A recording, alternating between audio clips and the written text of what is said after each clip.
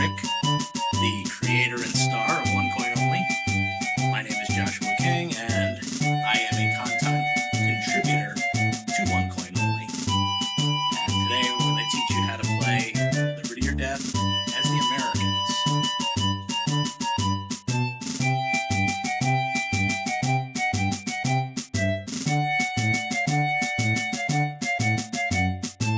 First we'll select George Washington as our Commander-in-Chief.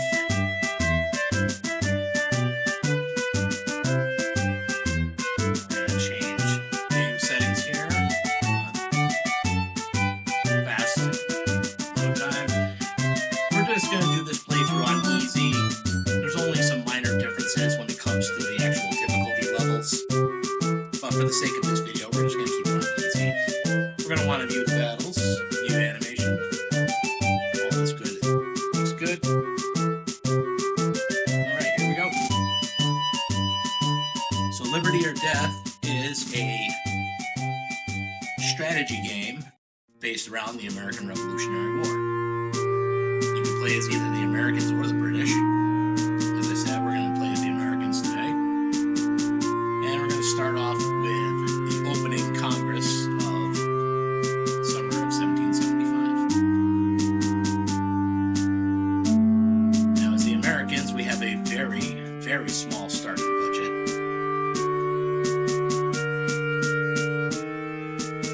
We also have absolutely no navy with which to speak of. So now, we're going to select where do we want our first round of additional regiments to be deployed to. Now you can do the northern colonies, the central colonies, or the southern colonies. My personal recommendation is to start in the south because you only have a couple of regiments that can be deployed to the south, and number two, the south is going to be very important during this game and maintaining a presence down there to build up our forces and build up our support for the war and earn more money. We want units in the south. So that's what I recommend. And so we're going to get 2 South Carolina regiments. Pay the officers their normal salary. If you lower it, that will cause their loyalty to go down, and we do not want that. Yes, we want to start building up our navy as soon as we can. So we're going to contribute what we can. We can get 4 ships. Each ship costs 50 gold pieces. And then the rest of the money we have will go to regiments. Obviously, as I said, we don't have very much to start the war. And we have no navy, which are 2 huge advantages that you do have as the British when you start. As the British. The British have a very large war chest, so you have a lot more money to throw around as you like. And you also have a navy that can take part in battles or perform troop movements. And we'll go over all of this when it becomes more in play for us as the Americans.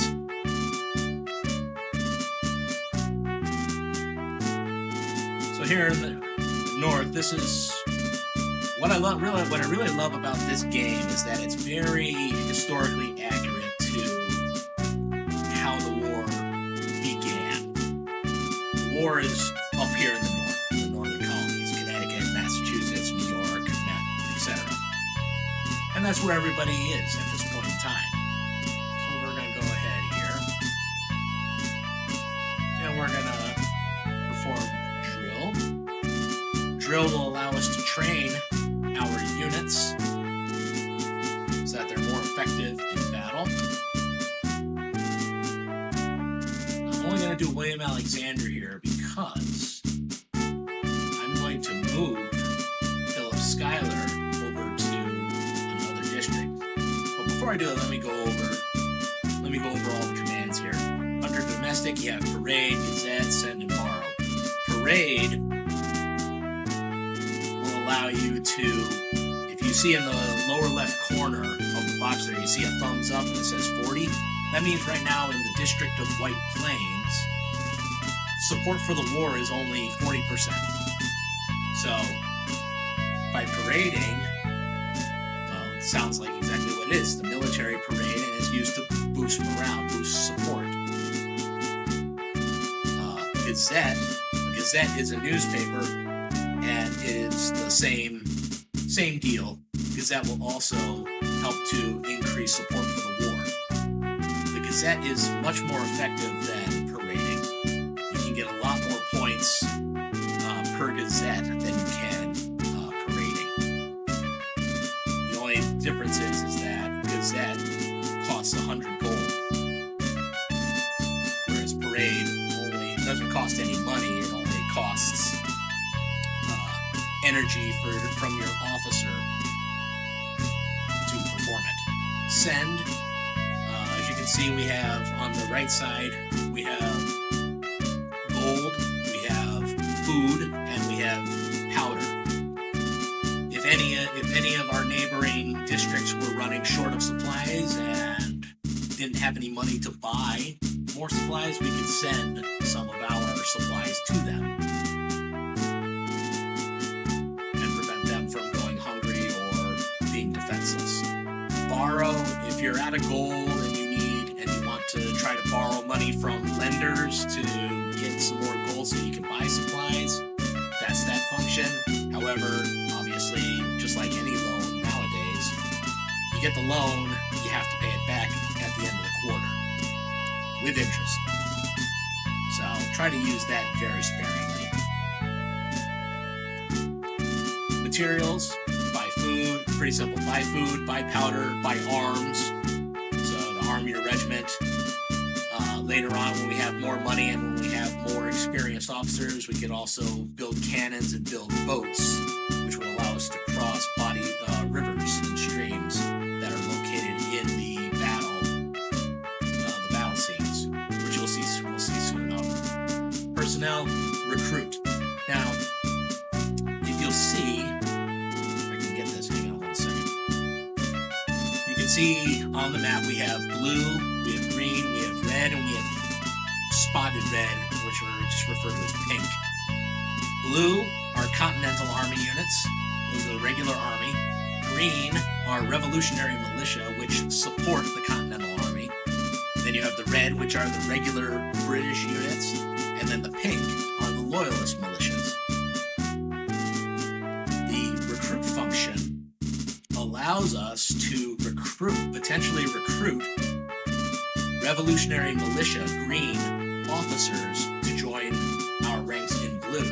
Now, why would we want to do this? Well, the problem is that the green guys, they're usually not as well trained, and if they're acting on their own fruition via the computer, if they go into battle by themselves, and you're going to see this happen, I guarantee it.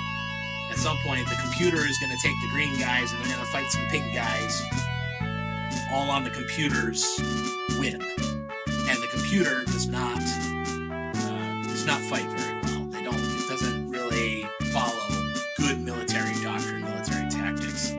So it's better to get all the green guys under your command so that you can control them in every situation. Bribe. This will come up later on when we actually have more money, but if you're in a district bordering an enemy district, you can use the spy function, and then if you get enough information on the officers in that neighboring district, you can attempt to bribe an enemy officer if their loyalty is low enough. Bribe them to come over to our side. It can be very effective, but unfortunately doesn't work all too often. Bonus means that you can offer up a bonus to a regiment under that district commander's command to help boost unit and officer morale. Furlough, we'll be using this function a lot. Furlough means that we'll send a unit on vacation, give them a chance to rest up. That will not only increase their energy, but will also boost their morale. Controlling morale in this game is very important, because if morale morale gets too low in the unit will sometimes begin to disband. Soldiers will run off. And if it happens with an officer, that officer may resign his command. And we can try to keep him by either offering him a bonus or, just talking him through and convincing him to not resign. But if neither of those options work, he resigns his command and then he's gone. He's gone from the game and you'll never see him again. And you need every officer that you can get, because the key to winning this game is to clear the map of the enemy army. And the best way to prevent the enemy army from respawning anywhere is to control every single district. And in order to do that, you need to have at least one officer, one regiment holding down that district. And you'll see that a lot as we go through the game. Authorize, that only functions with your commander-in-chief. So when we come to George Washington can authorize other units to operate outside of his command. And that'll come into play later when we get down to a lot of nitty-gritty stuff. Sometimes it's easier to let other officers operate on their own fruition so that you don't have to cycle through every single district and commander. Military, move, which means we can move a unit from one district to another. Draft, as you can see in the upper left corner there, we have 1,000 men, 500 men per unit. Right below that you see the officers. We have two officers. We have Philip Schuyler and we have William Alexander here in White Plains. If we didn't have a full complement of men, we could draft. We could also reform, which would send a unit away. If we don't have the money to restock our supply of soldiers, we can reform them by sending the unit away. They're usually gone for 2 or 3 months time, but the unit will get reformed and come back at full strength for free. So we'll be using this a lot later. Drill, we already explained, drill will increase our unit's ability to fight. Battle, pretty self-explanatory. We only use this when we're going to go in battle against the British. Organize, if we had cannons or if we had boats, we could use the organize function to divvy up amongst the different units. That'll come into play later. There's not a lot we can do right now just because of the fact that we don't have a whole lot of money to deal with. Officer, so under the information section we have officer. You can look up the statistics of any officer. We'll just do Philip Schuyler as an example. There you go. So you see his body. His body is 75. That means he has 75 points in which he can use to move around, train, go into battle, etc. Loyalty 60. It's not great, but it's also not bad. It's in the yellow. He has 500 out of a possible 500 men. Training 56. So not that well trained, but not too bad either. Arms 60 means that only 60% of his unit is properly armed. Morale is high at 85, and then you see Philip Schuyler, General, New York Line, Leadership 72, Tactics 66, Discipline 74, Reputation 54. But generally a pretty good officer here. And you can do this for any officer under your command. So if you want to know what's going on, you can use that function. Back to info.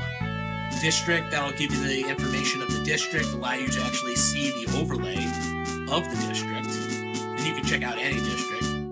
But we'll just use. So we have officers, we can look at the officers again, we can check out the terrain. And that's what the terrain of White Plains looks like. And that is the exact, this information, officers and terrain, is the exact information that you can get by spying but it costs money. And in order to get the full allotment of information, you need to spend quite a bit of gold. Government. Here we can check in and see how our Congress and our executive board feel that we're doing. Representative Massachusetts, Samuel Adams, trust 67. Canada, Ben Franklin, trust at 54. Yeah. Right now it's pretty neutral, as you can see by the faces. Neither smiling nor frowning. You got a couple of happy faces here. You need to keep these guys happy, though, during the course of the war, because if you get too many of them who don't trust you, they could call for a vote of no confidence in you. Here's our executive board, finance secretary, our foreign affairs secretary, board of war, marine committee, and the president of Congress. And we can check in on our economy, and as I said, right now our economy very low, only 1,045 gold. So we need to work on increasing support for the war in order to get more money for us to play with later on. States, you can go and check on the status of the states as a whole. As you can see, we don't have any blue or green, which is what we want. Most are either yellow or partially, orange, which is more of a being that they're more loyalist leaning right now. So we need to change that. And then, last but not least, spying. Now, I already talked about this. Spying, you can send a guy in to try to get information on the officers and the terrain of the district. If you don't spend enough money when you spy, your guy might not get the full complement of information. He might only get information about the terrain. But in order to use the bribe function, you need to get the information on the enemy officers. So that way you know who's there and what their loyalty is like. So now what I'm going to do is I'm going to move Philip Schuyler over to Hartford and take control of all these green guys.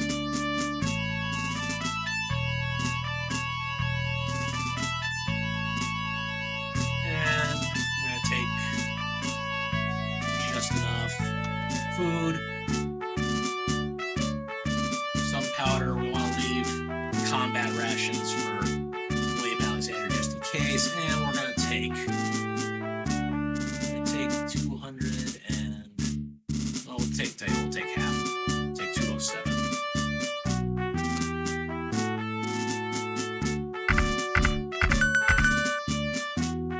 All right. Okay, here we go. So now we're in Springfield. George Washington, our commander-in-chief. What we're going to do is we're going to make some important moves to start. First, we're going to draft.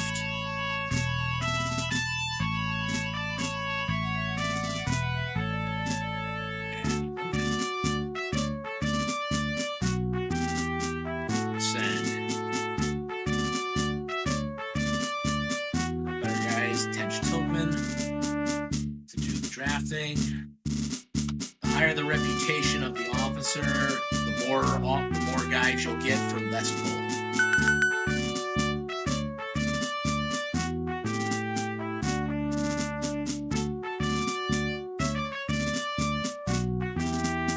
I like to do here personally, up here in 13, up in Ticonderoga, we have Benedict Arnold and Ethan Allen. And if you know your American history, you know that at the Battle of Ticonderoga, Benedict Arnold and Ethan Allen took possession of the fort and the cannon that they had available. Well, what we want to do, we're going to send Henry Knox, who is an engineer. As you can see, he has that cannon icon. We're going to send him to link up with Benedict Arnold and Ethan Allen up in Ticonderoga.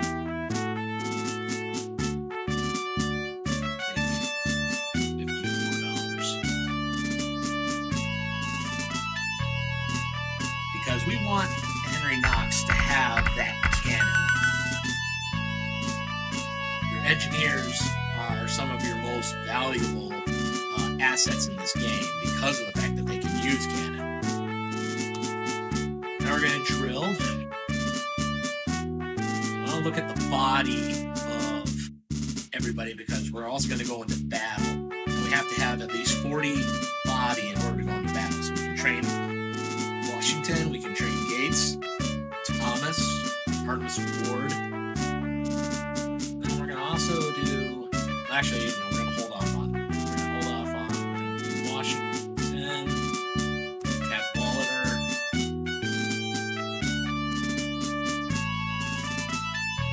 And that's it for now.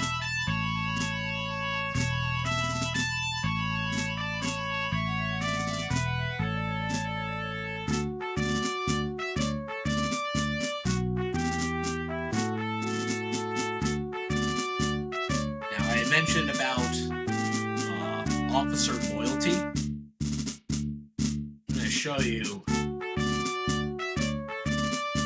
You look at the loyalty of Charles Lee and David Mason.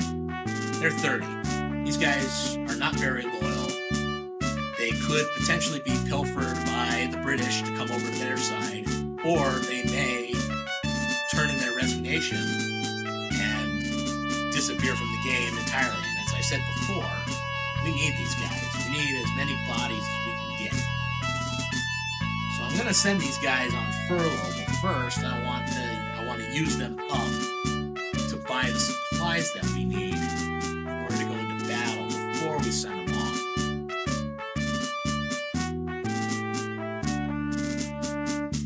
We'll do 4,500 for food.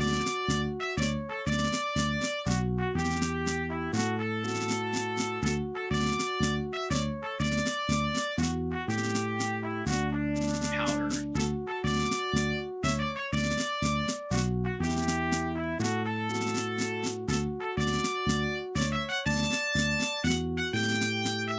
Buy 12 powders, 1,200 for 100.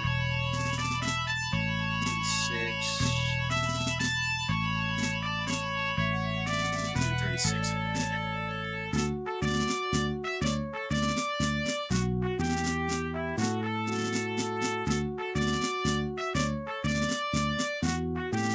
Okay. Now, personnel. We're going to go to furlough. And we're going to send Charles Lee and David Mason on a little vacation. We're going to give them the match 3 turns. We need to boost their loyalty. And when you send a unit on furlough, they cannot be potentially bribed by the British or the Americans if you're playing with the British. Any officer that's currently on furlough is out of play. So, alright, we're looking good. We're going to go into battle.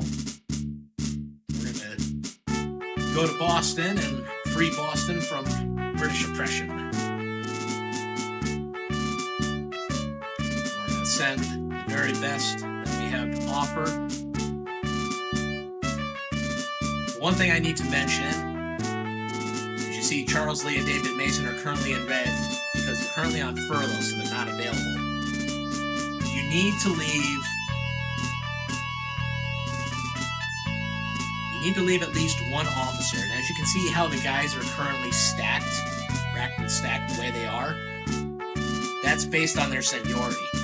So Washington is obviously the commander-in-chief. Horatio Gates, is basically the number 2 man. John Thomas would be 3rd in line, Artemis Ward 4th, Israel Putnam 5th. So we need to leave Israel Putnam behind because we need Israel Putnam to stay in Springfield and command the district and keep Charles Lee and David Mason on furlough. If I were to send Israel Putnam along into this battle, then Charles Lee and David Mason would not be able to stay on furlough, would have to come back into play because you need to have an active officer as the district commander. So, we don't want that. So we're going to leave Israel Putnam behind.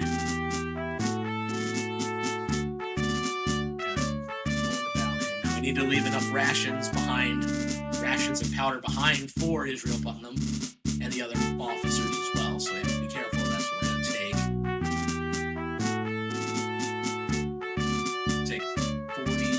Take 4,100 food.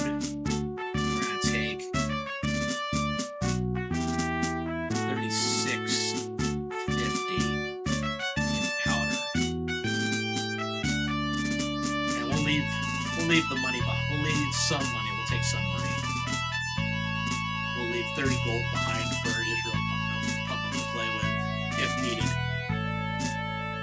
We're ready. Battle. Now we have friendly units surrounding Boston who can come to our aid, so we're going to select Newport. Take Christopher Green. And we're going to go to New London. And we're going to take State Hero Nathan Hale into battle.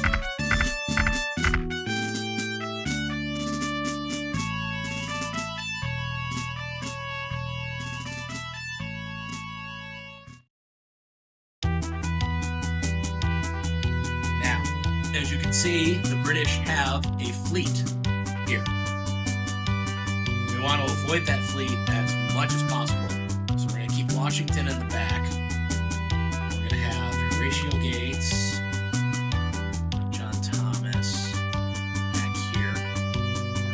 We're going to have William Washington, our cavalry. Cavalry is so valuable. And I'm going to show you a little trick to use with the cavalry. Actually, multiple tricks. Set Cadwalader here. We'll set Attention Tilton here. Okay, Christopher Green. Nathan Hale.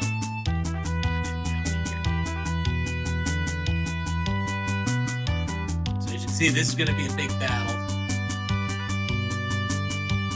Now, the important thing to remember is that this is a very key.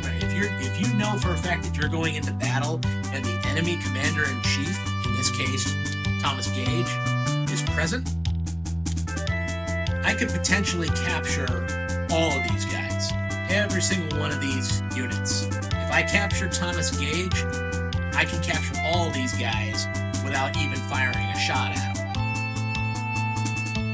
So that's one thing. So you always want to try to focus in on the commander-in-chief if you know he's on the board and you can get to him. So we're going to send all our guys down to this area here. And we're not even going to bother with these guys. And I'll tell you why. Because up here, we have William Howe. He's a pushover. Henry Clinton. Robert Pigott. These are some of the best British officers in the game. If I can capture these Henry Clinton, William Howe, and Robert Pigott without even firing a single shot at them, we're going to do it. Because those guys could decimate. We could beat them, but they could decimate our units beforehand. Now I said, we also want to avoid the ship because the ship can fire on land-based units and completely obliterate them. I'm talking mass casualties. The trick that you can use with cavalry is twofold. Number one, cavalry units can travel through forests like so. So you want to take advantage of that.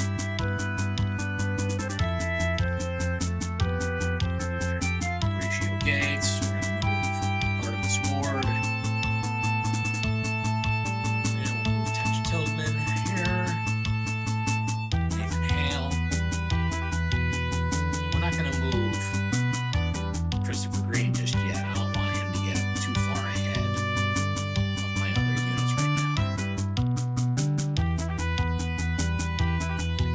thing to remember about the British fleet units is they're going to focus in on specialty units like cavalry. So this British fleet up here, he's going to focus in on William Washington down here. And we're going to use that to our advantage. Because Thomas Gage is not going to come out of this fort here. He's going to stay right here. And he's going to rely on his two blockers here. And he's also counting on the British fleet to back him up. We're going to take the British fleet out of the equation very shortly.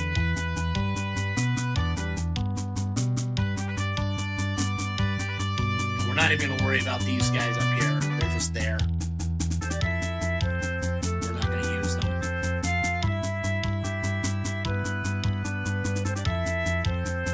Alright, so now we got movement on the British front here. So what we're going to do is we're going to get Horatio Gates to entrench facing this way. So that way our men are better prepared to battle. They'll be in the trench lines. We'll be better protected against British fire. Keep hitting the wrong button, I apologize.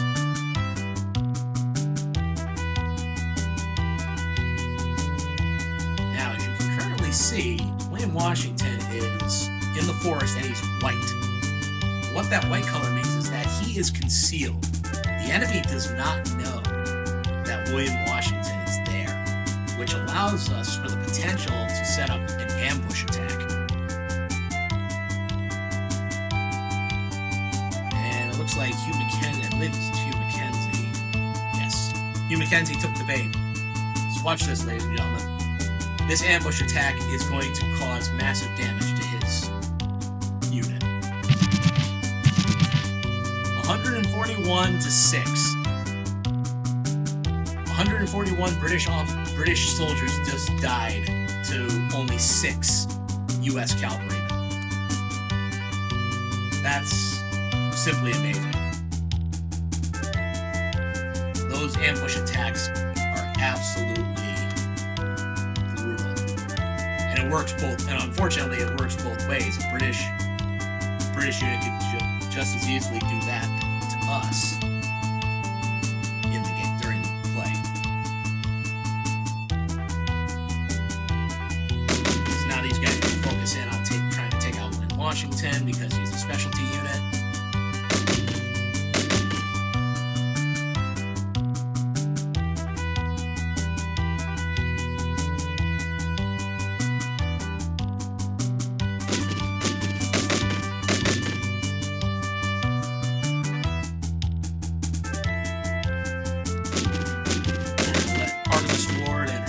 Gates double teamed Hugh Mackenzie here. And we're going to move Christopher Green up.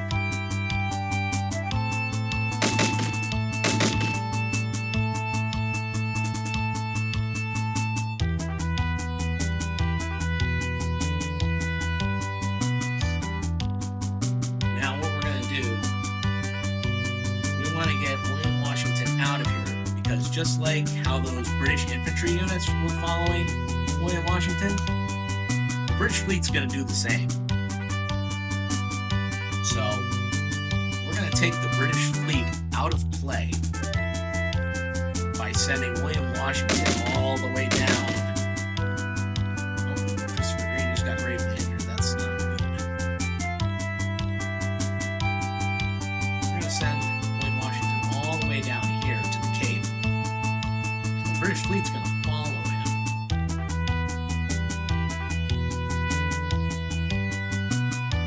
I need to pull Christopher Green back because he got gravely injured, which means he could potentially get killed in action if he takes another bad hit. I'm going to stay on the attack list with Mackenzie.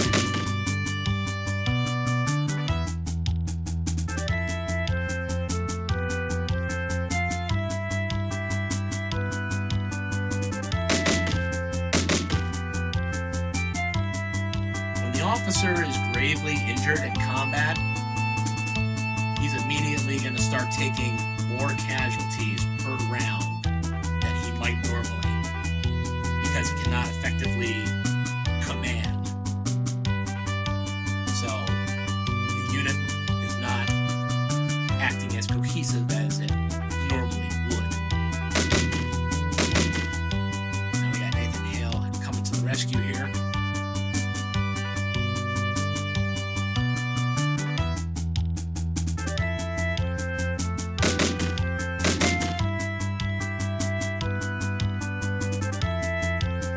I don't want to send my units up here to this spot here, because that British ship could potentially turn around and move here, and the fleets can fire from 2 squares away.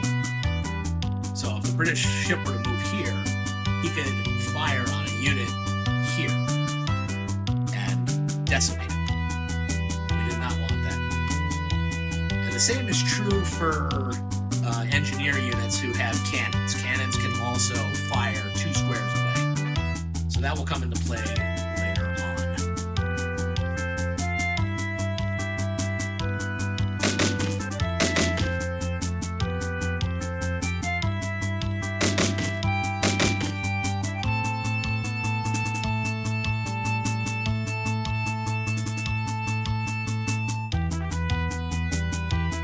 What Hugh Mackenzie was thinking, I don't know.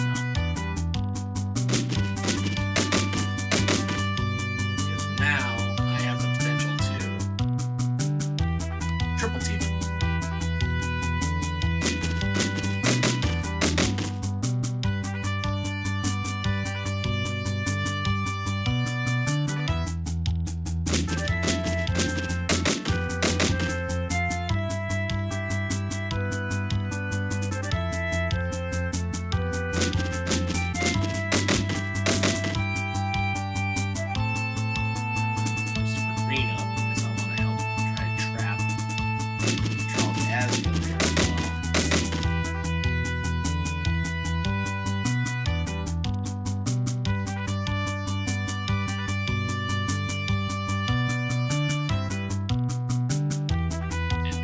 Capture Hugh Mackenzie, and we managed to capture Charles Asgill. Awesome. Now, key focus, we're going to focus in on Thomas Gage.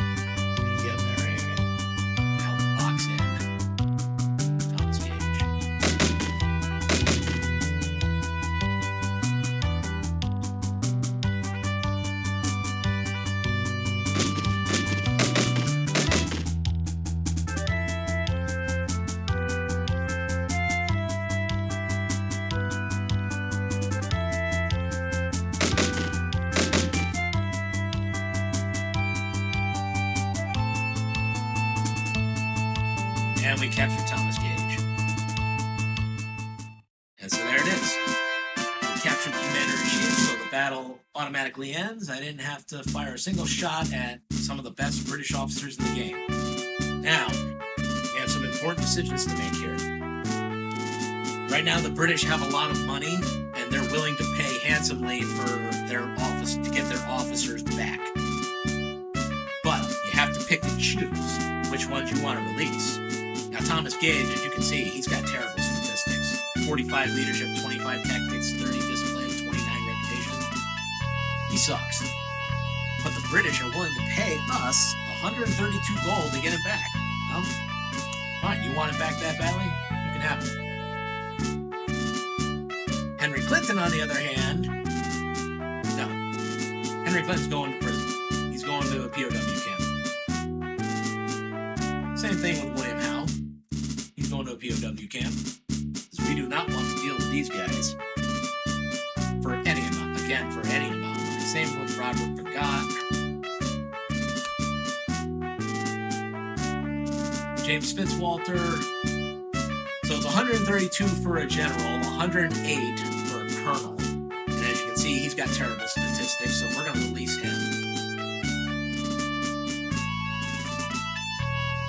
And it's 84 for a major.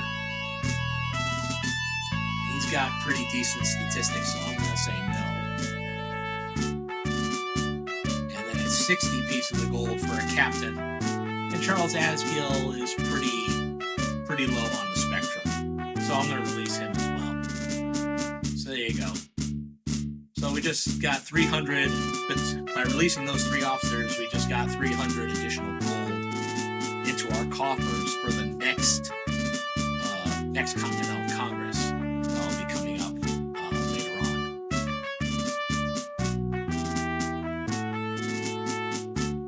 Now,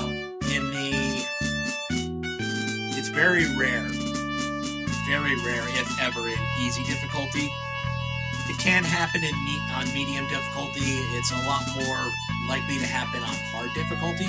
If you imprison too many officers, then they'll get together and perform a jailbreak. And then some officers will end up escaping. And then you'll end up having to deal with them again. Now we're not going to have to really deal with that on easy. I think it's maybe happened one time when I was playing it on easy.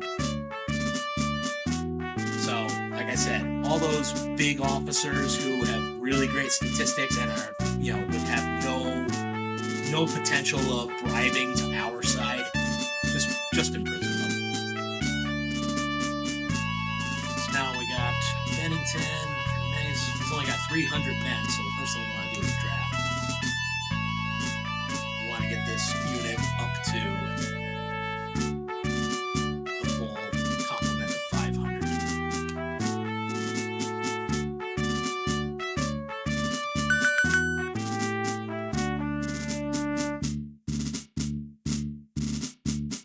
Now,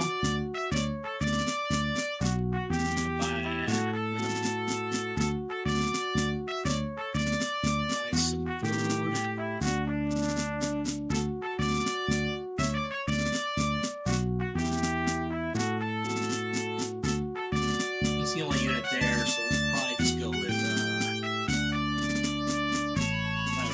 go 400. I'll put something 908. That'll keep his men happy for now while they're there by themselves. Materials, buy some powder. General rule of thumb when it comes to your food and your powder, you want to have at least as much food as men. So if you have one unit of 500 in addition, you want to have at least 500 food, and you want to have at least double your current men in powder. So you need at least 1,000. I'm gonna go a little higher, and I'm gonna 900 would be an even.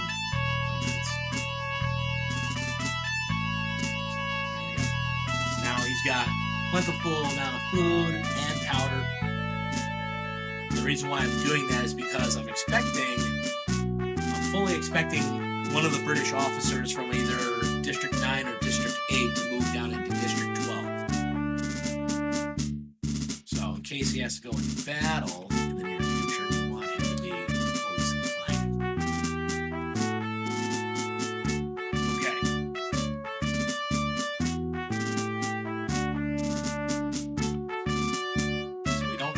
Complement of 1,000 men here yet, so we're gonna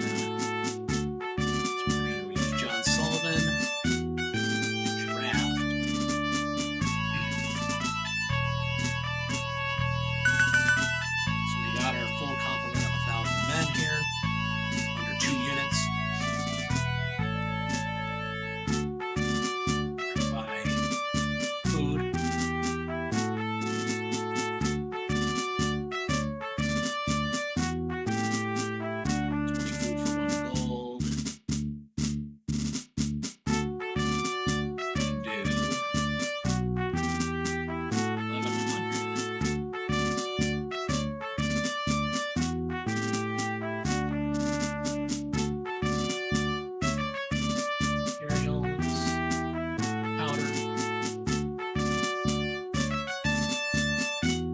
explain why I'm only using John Sullivan in a minute.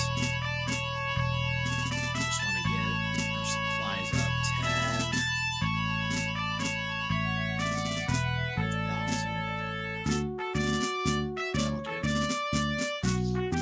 Now, as you can see on the map here, we've got a lot of blue and only very little red, and we just completely obliterated the British garrison in Boston. Right now, there's only 6 or 7 British officers up in districts 7, 8, and 9, which is Canada, Montreal, Three Rivers, and Quebec. Right now, we've got, and I can tell you this from pure experience, we've got Charles Cornwallis and John Burgoyne in Quebec. We've got Simon Fraser and Alexander Leslie in Three Rivers. And we have Guy Carleton and John Andre in Montreal.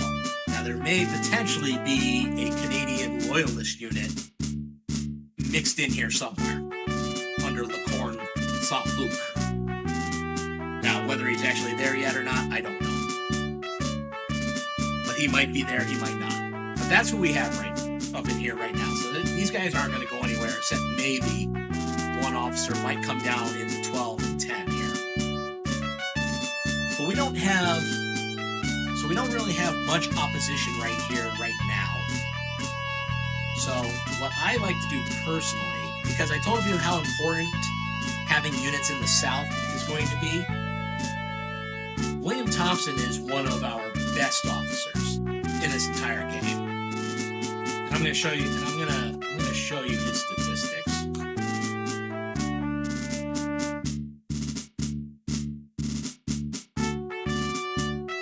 William Thompson is one of them. He's very loyal.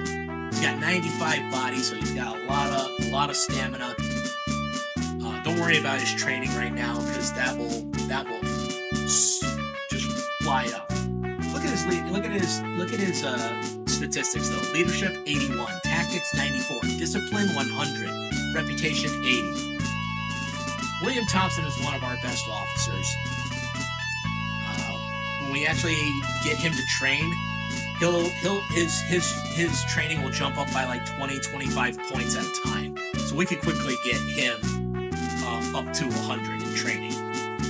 So I'm not worried about that right now. But what I do need is officers in the South. And I need good officers. And with his loyalty and his great leadership, great tactics and discipline, and the high reputation, William Thompson is the ideal officer to send south right now. Because what's going to end up happening is right now we don't have anybody in the South except some green guys. And I already told you that if you leave the green guys under the control of the computer's going to screw you over. But I told you how important it is that we get blue guys down there so that we can start taking control of some of those areas and start potentially recruiting these green guys and get them under our control. Well, William Thompson is the man who can get that job done. And with his high stamina, I can get him down there wicked fast. So, because we've got such a plethora of officers up here in the north right now, and very little British, I'm going to send William Thompson down south.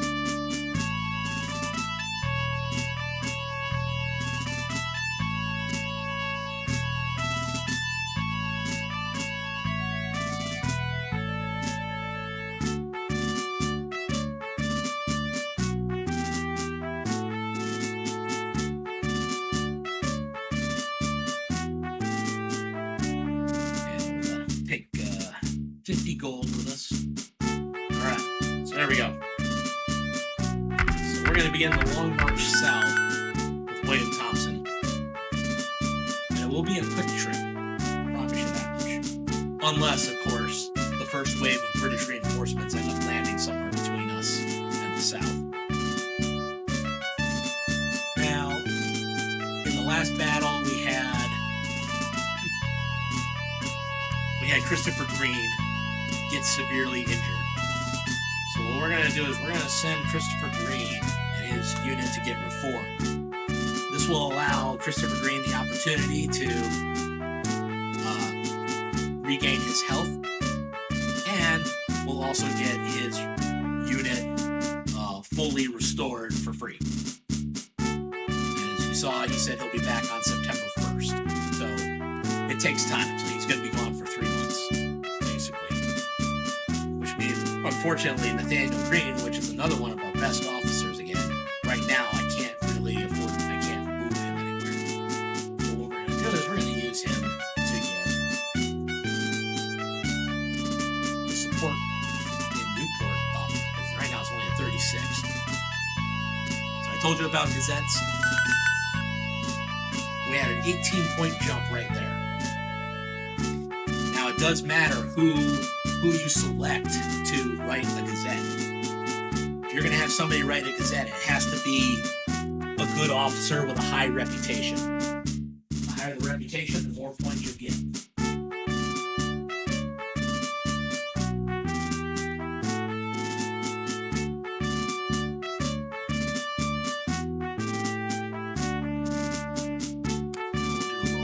As well, so we'll show you that function.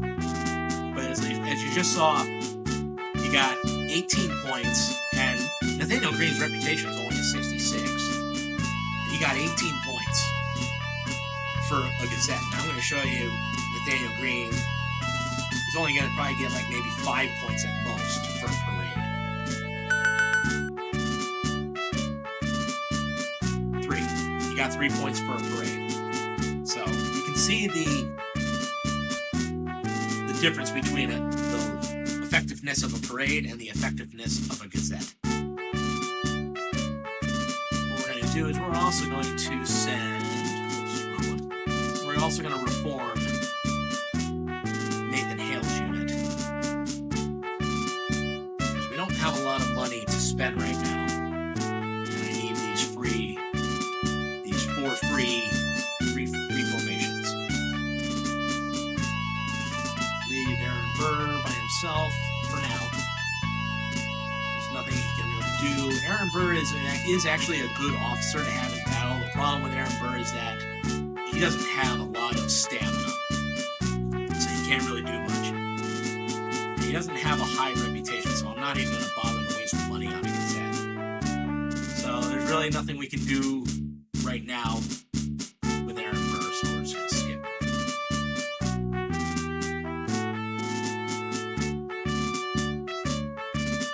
Montgomery. Here in Albany, we have two of our best officers in the game. We've got Richard Montgomery and we've got Daniel Morgan. And we also have Henry Knox passing through right now. I want to show you Richard Montgomery. Look at that. Leadership of 100, tactics 87, discipline 98, reputation 80. Fantastic. Standard infantry. Here's the other unit that we haven't really covered yet. We covered cavalry during the battle. Now we have rangers. And they're just as rangers are today in the U.S. Army. These guys are basically special forces for the time. These are your sharpshooters. Daniel Morgan, leadership of 66, tactics 99, discipline 89, reputation 80. This guy is fantastic. But as you can see, he doesn't have a whole lot of stamina. He's only got 51 stamina, whereas you saw with Wayne Thompson, he had a stamina of 95. So Daniel Morgan is very useful, but unfortunately he can't be used that often because he doesn't have that much stamina. And then we'll also show you Henry Knox. Engineers, guys who can use cannons. Again, Henry Knox, a great officer. 83 leadership, 72 tactics, 92 discipline, reputation 70. He's probably one of our best, if not the best, engineer unit in the game for the Americans.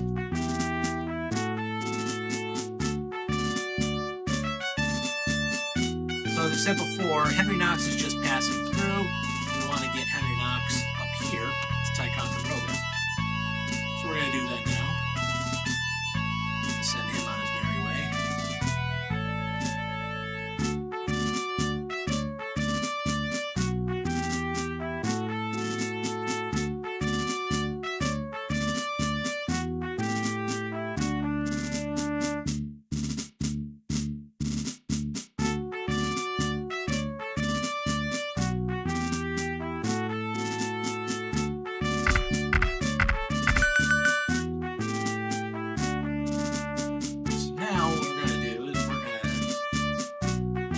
We're going to try and get rid of these pink guys.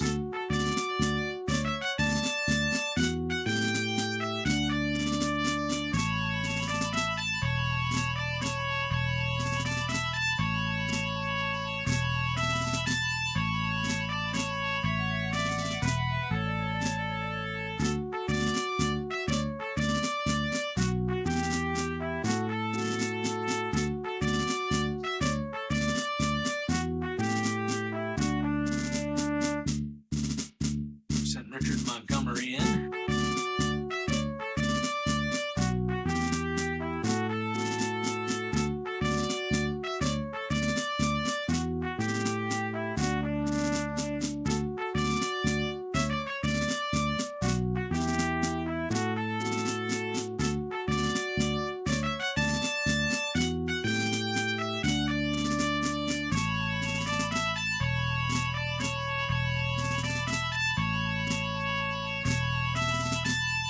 Send him in with powder, since Daniel Morgan's not going to need powder.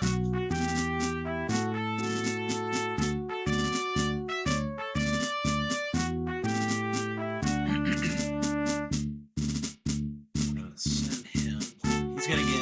He's going to get all the supplies that the guys have. So we're going to just give him 50 gold.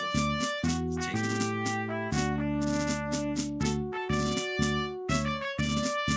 Also going to get friendly help from Ticonderoga. And now with Henry Knox there, Henry Knox is now the ranking officer, so we're going to get old Ethan Allen, Rangers under Ethan Allen, and infantry under Benedict Arnold to come help us out in this battle.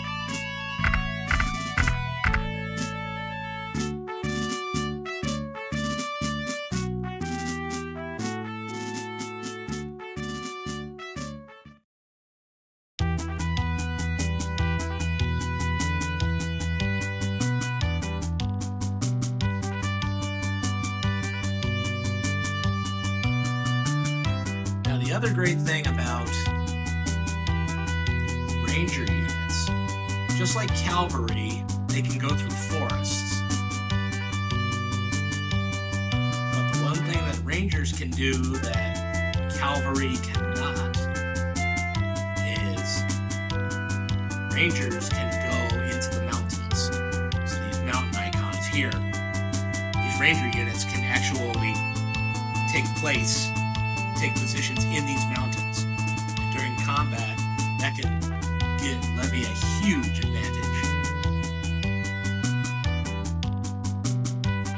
Because just like how you saw we did an ambush attack with William Washington in the forest, well, Ranger units can do the same thing.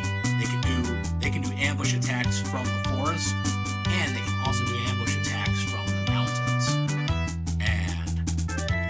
Saw before, ambush attacks can be extremely devastating to the unit that is being ambushed.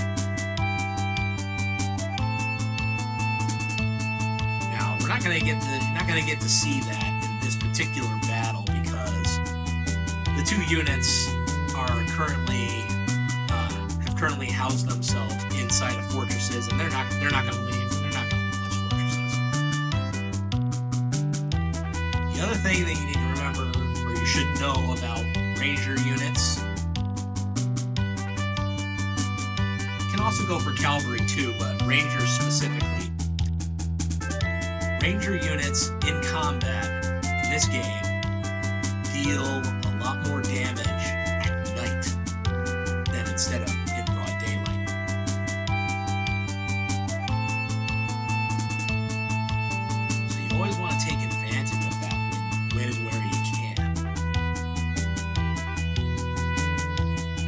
take a couple more turns to get us set up into a very advantageous position here. So don't mind me not talking, but I'll just say this.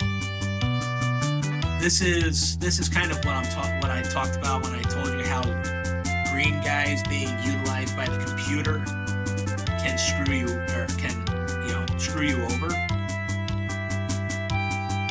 Right now I am setting my guys up in such a manner as to provide me with the biggest tactical advantage in combat possible.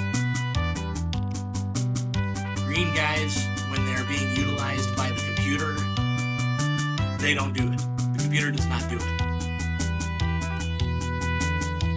So what I'm trying to do right now is I'm trying to get my guys set up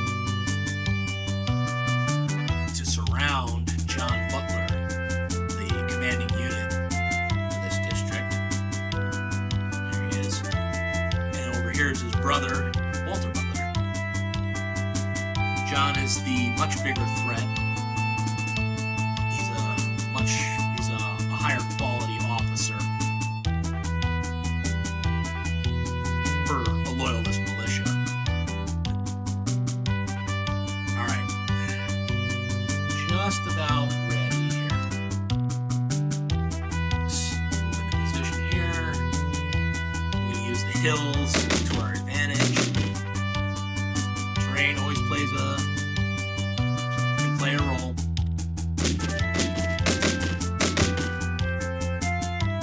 Now I'm not gonna move Ethan Allen into that mountain yet, just yet. But I'm about to. Getting into nightfall here as the sun is going down.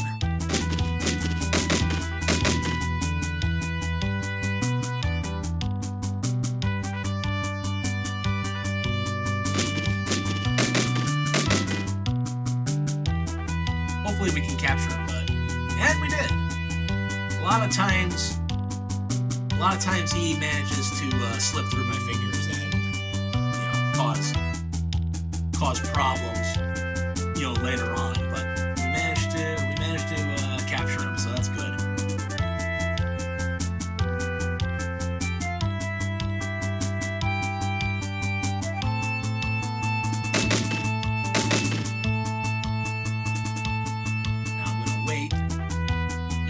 Daytime to come before I have my regular infantry guys attack Walter Butler here, because I told you ranger units have a big advantage during the night, regardless of terrain, whether it's in the mountains, in the forest, on a hill, or in a fort.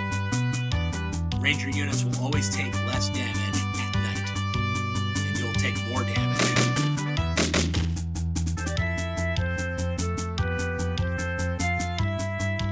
And we managed to capture them both. Excellent.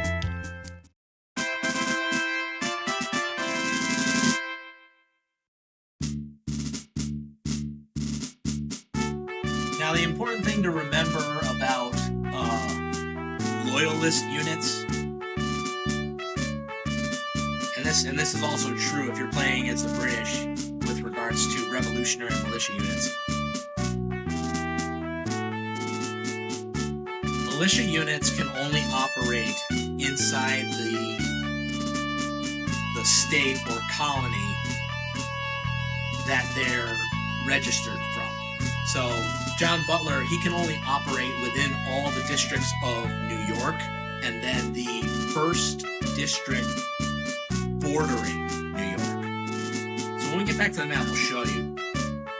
I'm going to imprison John Butler just because he can actually be a pain in the ass. So the fact that we captured him so early, yeah, I'm going to imprison him. As you can see, Walter Butler is a far less effective officer. So even though he's only worth 60, we're gonna release him.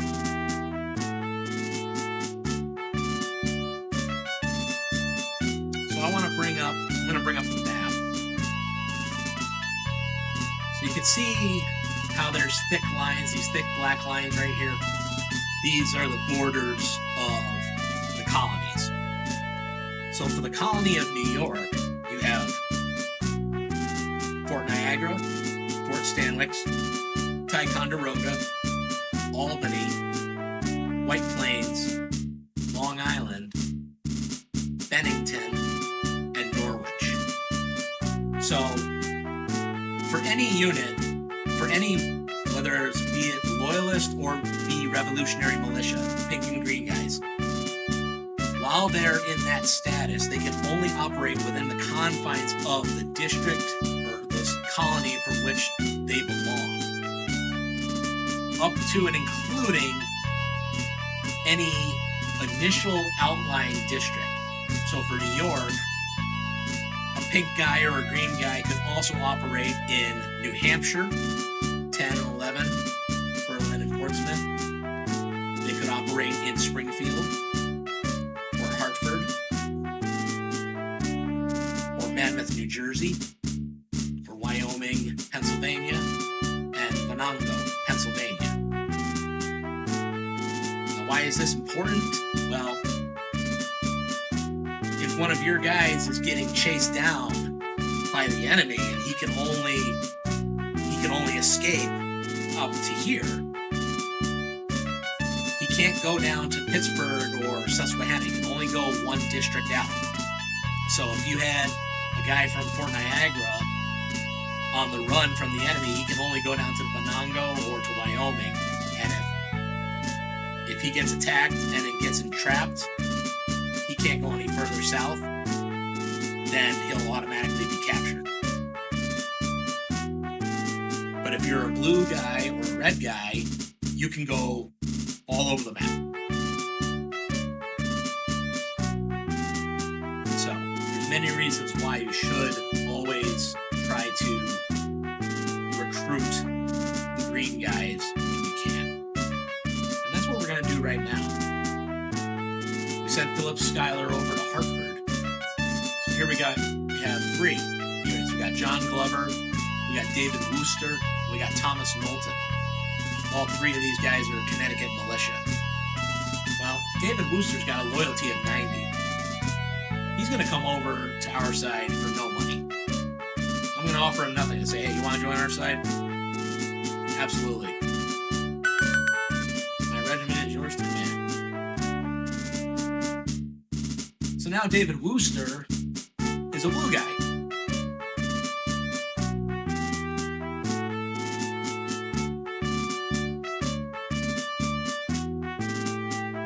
But as you saw, John Glover and Thomas Knowlton, respectively, a loyalty of 40 and 30. These guys aren't going to come over even if we pay them right now. We should just be grateful that they're actually wearing green instead of pink. Now, unfortunately, we can't do anything more with these guys right now just because of the fact that Philip Schuyler is in command, and we already used up his body to recruit David Wooster, so we have to wait another turn. For the time being, we're just gonna draft. We're gonna get our units to full.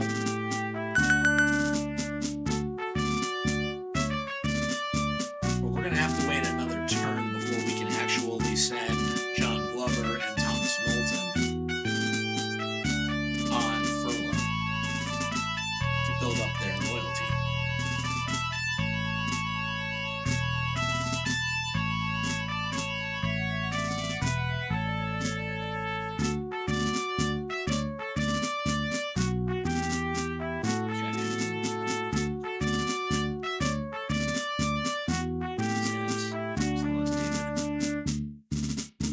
So we're going to boost our support. And writing a gazette with our guy with the highest reputation. And a 14-point game. Not bad.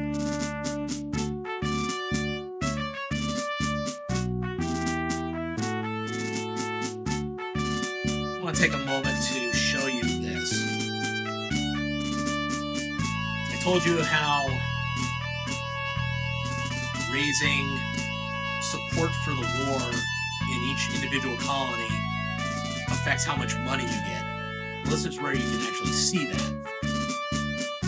So here we have the colony of Massachusetts. Right now, we only control 2 of the 6 districts. And we have an income of 165 gold pieces for the quarter. Let's look over at Connecticut. We control both districts right now at an average support of 42. The colony of Connecticut will pay 240 gold pieces each quarter. These numbers will go up. As you can see, Rhode Island being only 1 district is an income right now is at an income of 316 because its average support is 57. So the more you level up your support, the higher your income. Now your biggest and best income providing colonies are going to be New York, Massachusetts, Pennsylvania, Virginia, South Carolina, and North Carolina. And that's why I told you that it's important that we get guys down south sooner than later, because we want to get the money from these southern colonies, not let them go to the British.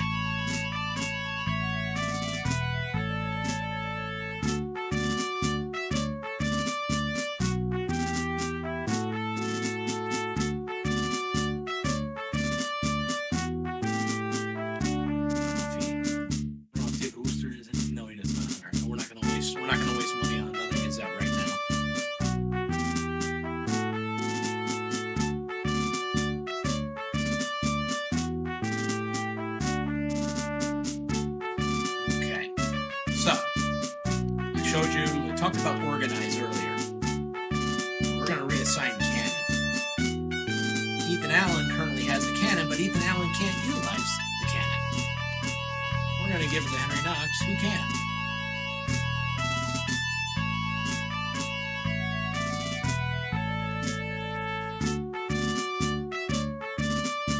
I need to draft to get our units up to full strength.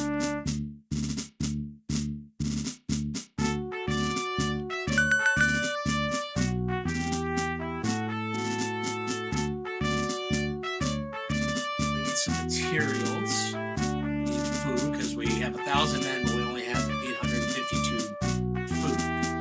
We need food.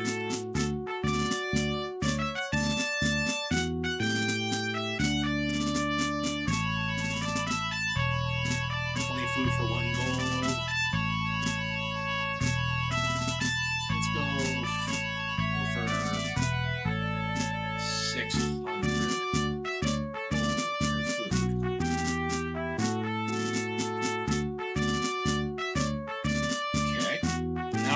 Powder.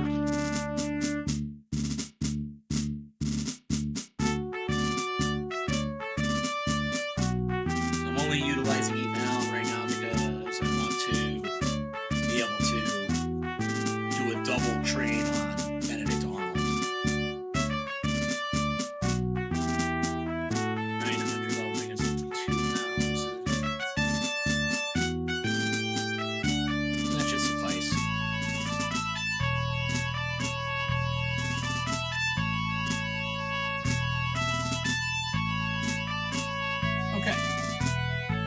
Ready to drill.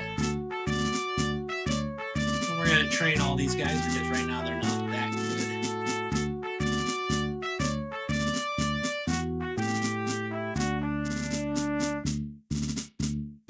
Henry Knox went up to 76. Ethan Allen's a 60. Benedict Arnold's 72. He only gained 1 point at one time, so we're going to drill him again. Hopefully we'll get a little bit more out of Benedict Arnold this time.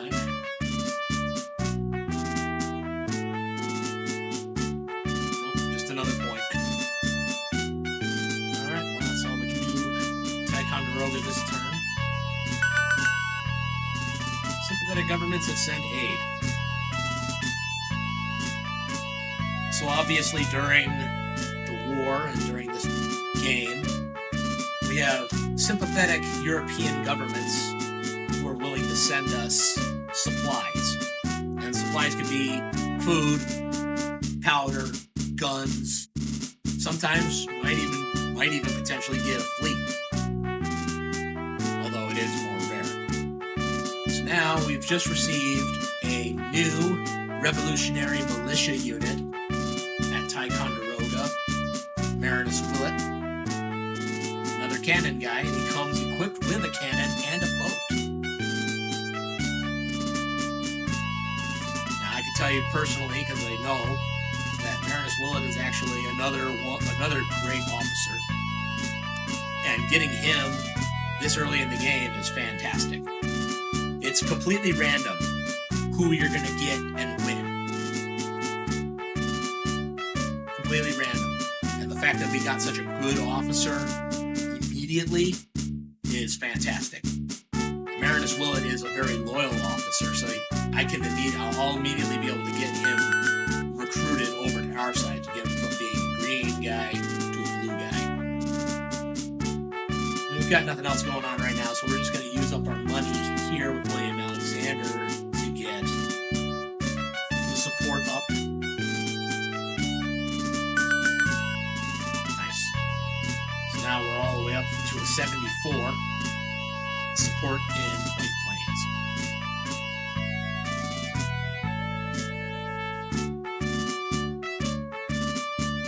And that's all we're going to do this time there.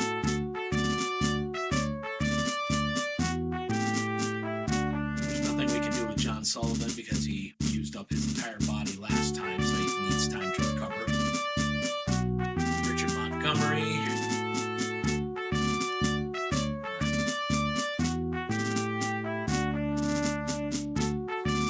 Replenish our units.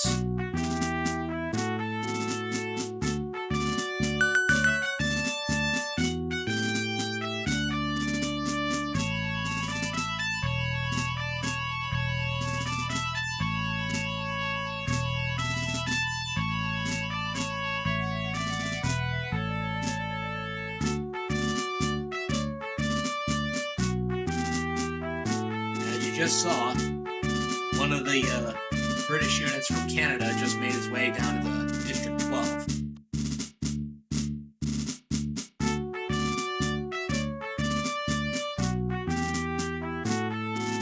Alright, now we're going to send John Glover and Thomas Knowlton on furlough, because we need to boost up these loyalties.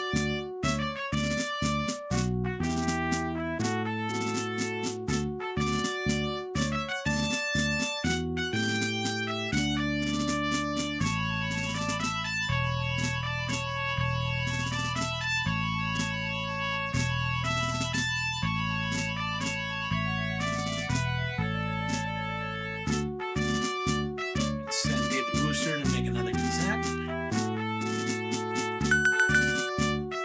And we got another 17 points. There we go. So now we're up to a 70% support in Hartford, which is good.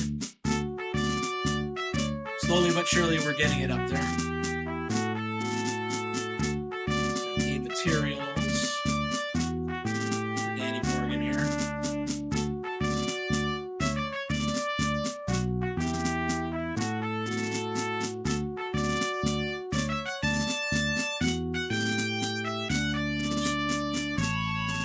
Powder for 1 gold, so we're going to do 440. That's all he really needs. Now, well, let's see, we want to get him up to at least 500, so we'll do 660 instead. There we go. Cost 60 gold. Now he's got more than double the powder for his 250-man regiment. Work on getting food for his unit next time. The other thing I should point out about units, your standard infantry unit maxes at 500. Your specialty units like rangers, cavalrymen, and engineers max max out at 250.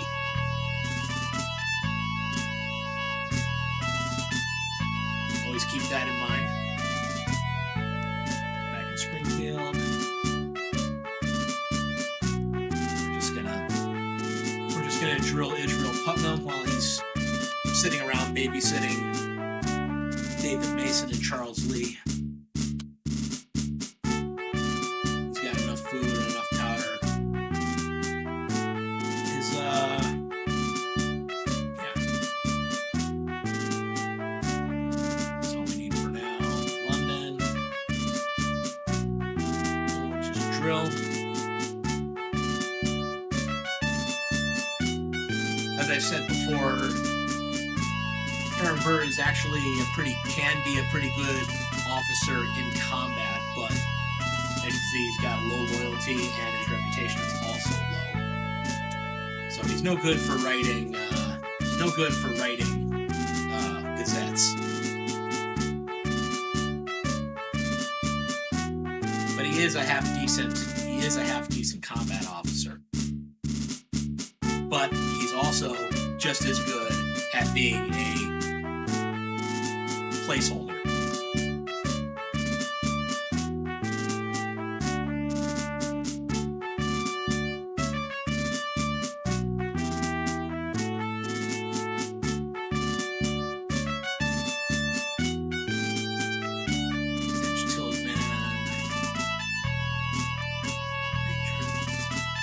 Draft up, max out our units.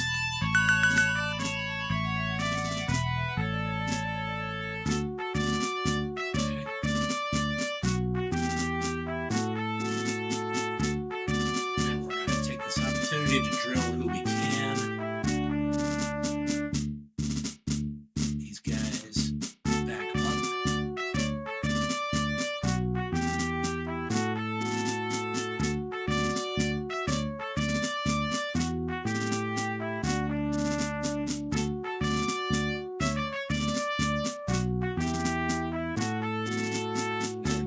I'm going to offer a bonus. I didn't point this out earlier. Horatio Gates is a very important general, but his loyalty is only at 50 right now. So we want to raise that up. So we're going to offer him a bonus. And we're going to give him, since we got money, we're going to give him a full 100.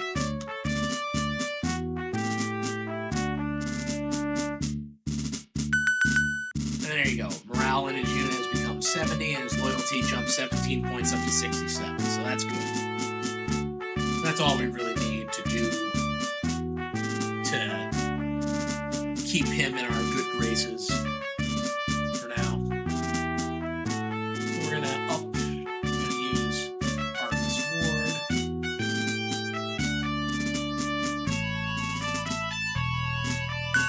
Get our loyalty up 59 to 77. That's a 26-point gain.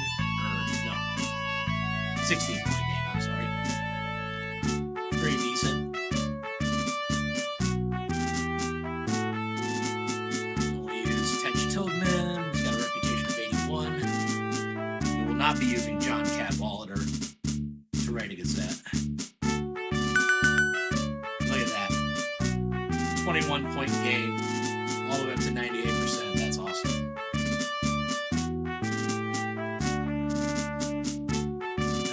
That's all we're really going to do.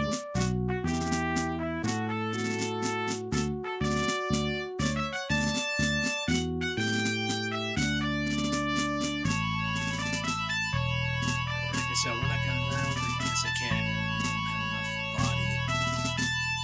Spirit officers. So we're going to drill.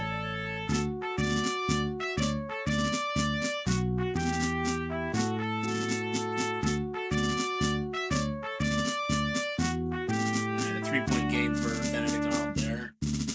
Will it gain 22 points?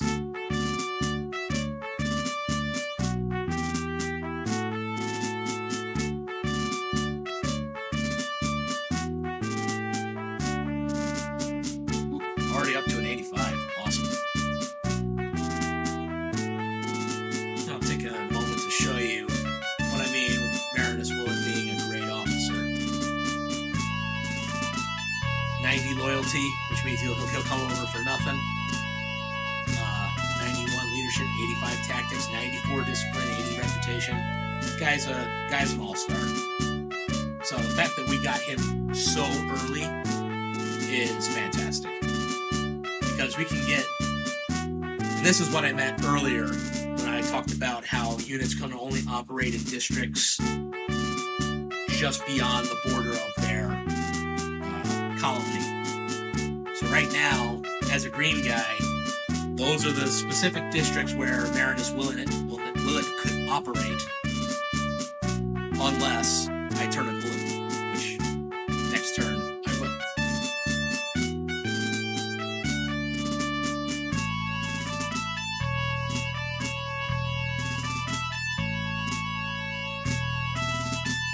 See if we got anything else we can get going here. We're good on food, we're good on powder. We've got a little bit of money saved up, that's good. We're done with Tech Hunter for now. And green.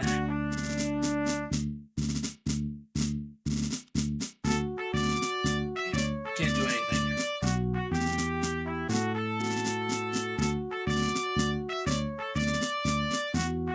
William Thompson.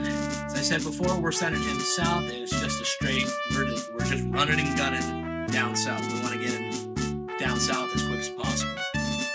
So like I said, we're not even worried about training right now. We're just taking all of our supplies and we're hauling ass.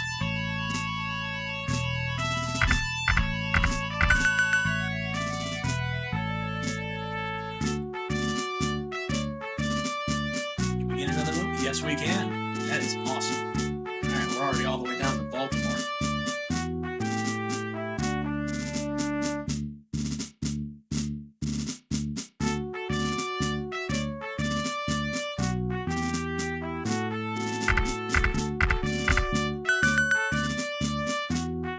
Good stuff.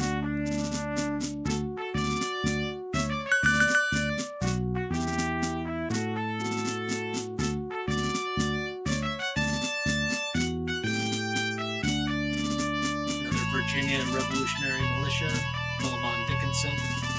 He's a good unit.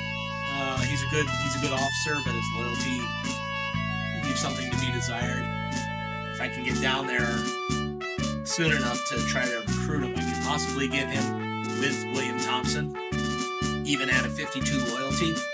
But otherwise, I could send him off for furlough for one turn, get his loyalty up just a little bit, and get him to come over.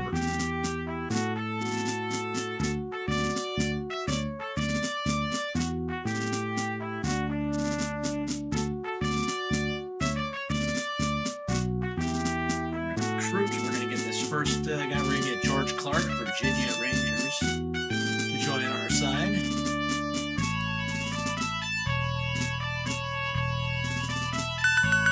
The garrison is yours to command. We've recruited the Virginia Rangers, commanded by Colonel Clark. Colonel Clark is another good officer, and he's a ranger unit. So getting him on board right quick is very good.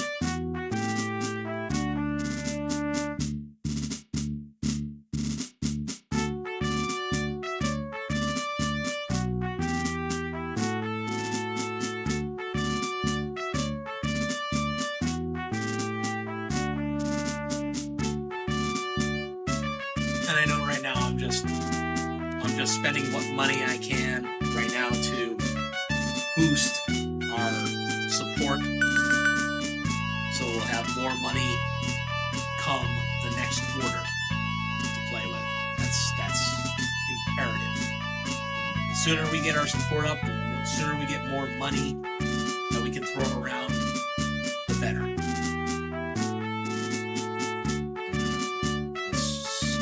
Done for now.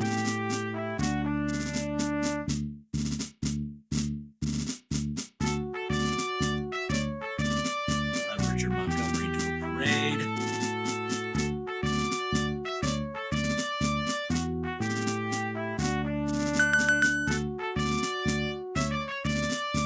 Three-point game, not bad.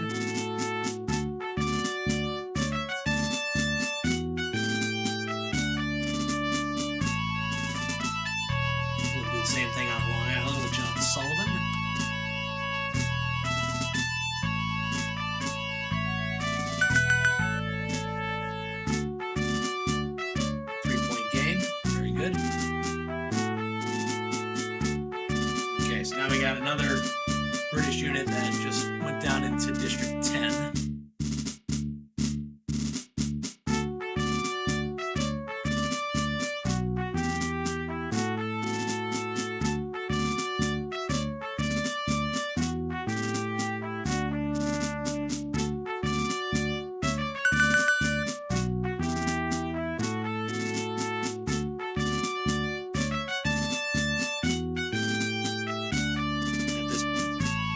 Has it that Montreal is defenseless.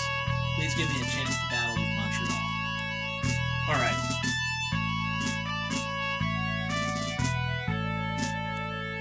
Two cannon guys and a ranger unit for the time being. We'll potentially work with this. I'm gonna leave Benedict Arnold behind, so we're gonna have 1,000 food. We're going to take as much powder as I want to leave. 2,400 should be alright. That'll leave 905 for Arnold. We'll take 40 gold with us.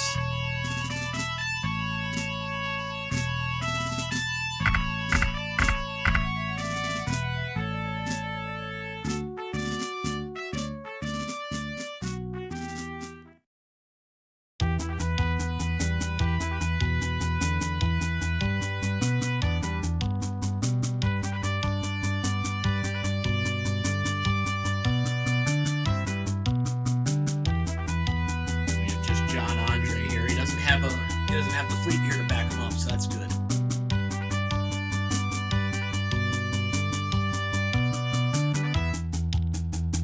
Now the other thing that engineers can do, and I'll take this opportunity to show you, you can use your engineers to build bridges.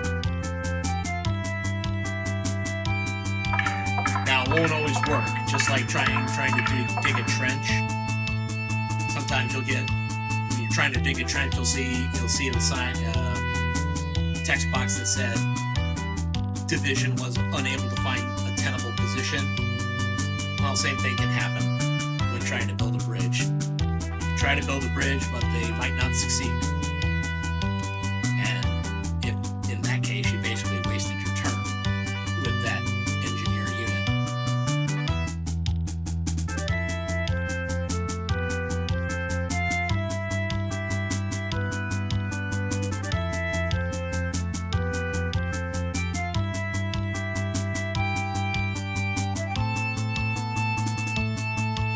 The other thing you might notice is how the progression of day during battle starts in the morning, goes through midday, all the way to the afternoon, late afternoon, like where we're at now, where the sun's going down, and then you get to night.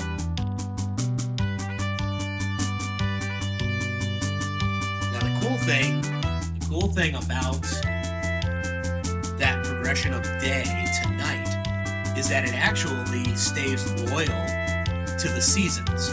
So during the summertime, you'll actually have more turns in daylight, and then during the winter, you'll have more turns during nightfall because of the shorter days. So it actually stays loyal to the season. I always thought that was pretty cool.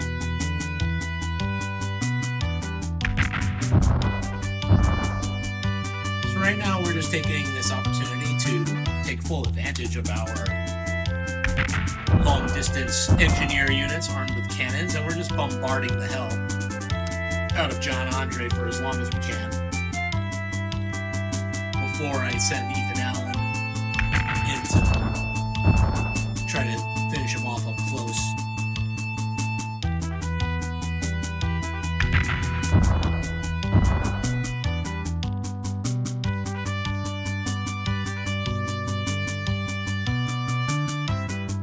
So right now, because we're in summertime, we're going to get 4 turns in daylight. Early morning light, 2 turns during midday, 1 in the late afternoon, early evening, and then only 2 rounds of nightfall.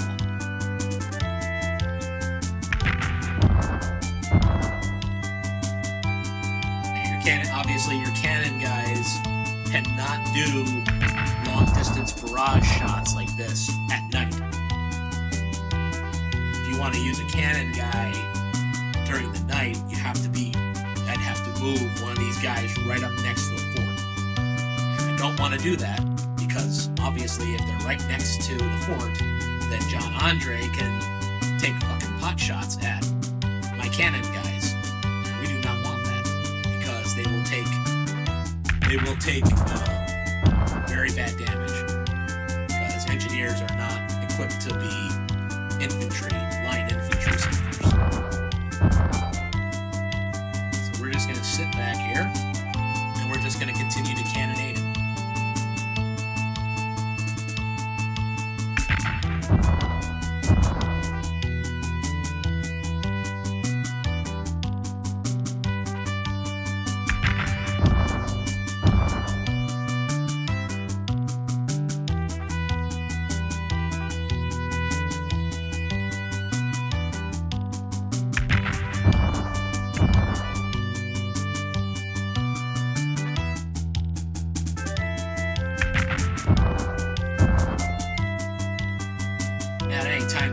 You can utilize other button functions. You can see this provides us a view of what assets the units have and their infantry, their unit strength. So you can see 250 men for both Willett and Knox. They both have a cannon, and Willett also has a boat. Ethan Allen has nothing, but he has 250 men, and then John Andre has no assets. Also go to this screen and see what our current situation is with our food and our powder, and we've got more than enough.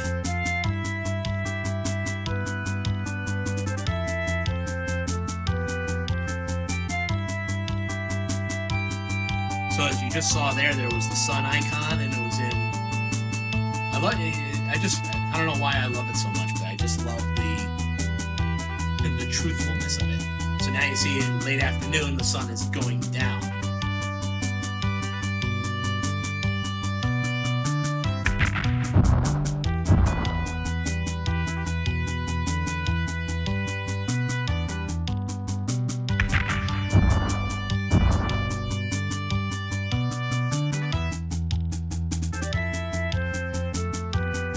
And now at nightfall, and the moon and stars are out. So I think we can go ahead and send Ethan Allen in to take some shots at Andre now. We'll use the town as cover. When you have buildings like fortresses and you have those houses which represent the town or the city, those will provide the unit with extra protection in combat. So you can actually lose less men per combat round than you would if I were to attack him out in the open field. Now I'm not gonna fire here. Now he's probably, now that he's at less than 190, he's probably gonna try to escape. He probably will succeed because I don't have. To escape. But we did take control of Montreal.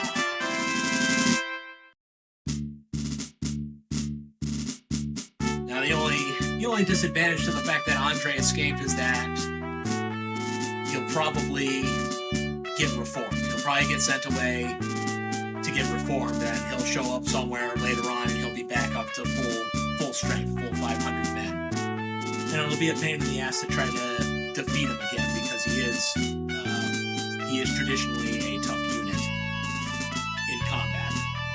We just had very good conditions that he was by himself And I had 2 cannon guys to bombard him from afar.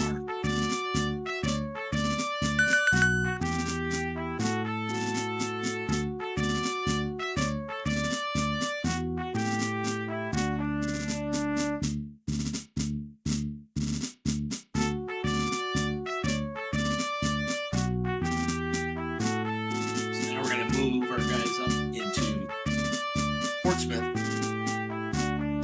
to counter the advancing British units. And there aren't that many, there's probably just 1 per district. Guy Carleton in 12, and probably Simon Fraser in 10. But we're going to get our better guys moving up. 3,000, 3,000. Take some money. Let's...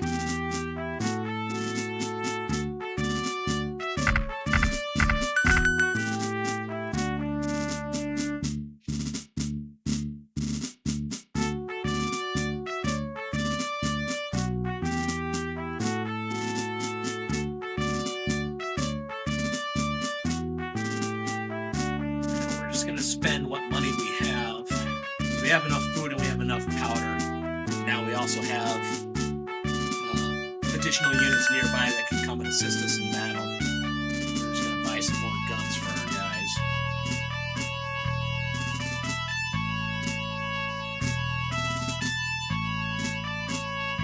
Now I talked about the Congress meeting every quarter, so it's every 3 months.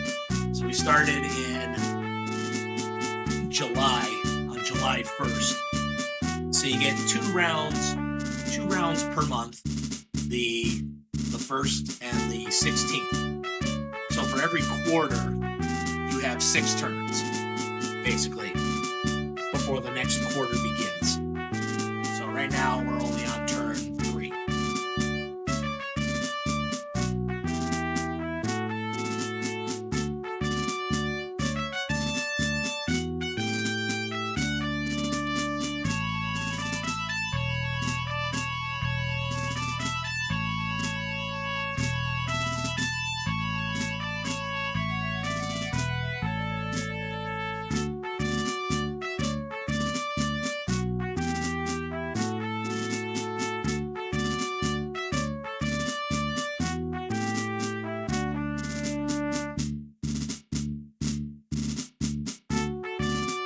Blue guys still have not shown up. Got Nathan Hale back in Connecticut. We got Elias Dayton in New Jersey and Isaac Shelby in North Carolina. Elias Dayton is a very good officer. Shelby's okay. So now this is the world of that.